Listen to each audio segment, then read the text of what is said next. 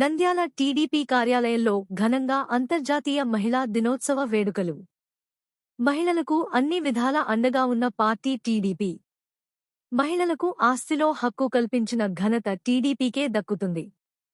ఆంధ్రప్రదేశ్ రాష్ట్ర న్యాయశాఖ మరియు మైనార్టీ సంక్షేమ శాఖ మంత్రివర్యులు ఎన్ఎండి ఫరూక్ మహిళలకు ఆస్తిలో హక్కు కల్పించి వారికి అండగా నాడు అన్న ఎన్టీఆర్ ఉంటే నేడు మహిళలకు సరైన ప్రోత్సాహం ఇచ్చి అన్ని విధాలా పెద్దన్నలా టీడీపీ అధినేత చంద్రబాబు నాయుడు ఉన్నారని ఆంధ్రప్రదేశ్ రాష్ట్ర న్యాయశాఖ మరియు మైనార్టీ సంక్షేమ శాఖ మంత్రివర్యులు ఎన్ఎండి ఫరూక్ అన్నారు.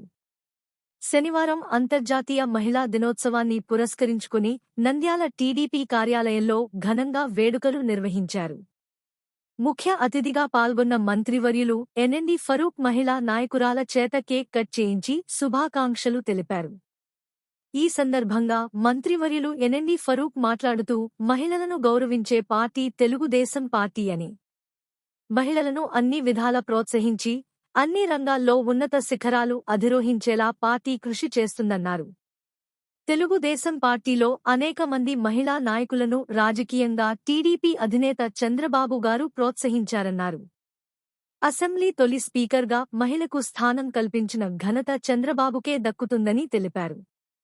మహిళలు అన్ని రంగాల్లో రాణిస్తున్నారని, వారిని ప్రోత్సహిస్తే మరిన్ని విజయాలు సాధిస్తారని పేర్కొన్నారు. మహిళలకు ఎల్లవేళలా అండగా ఉండే తెలుగుదేశం పార్టీని ఆదరించాలన్నారు. అనంతరం టీడీపీ మహిళా నాయకురాలకు శాలువా కప్పి సన్మానించారు.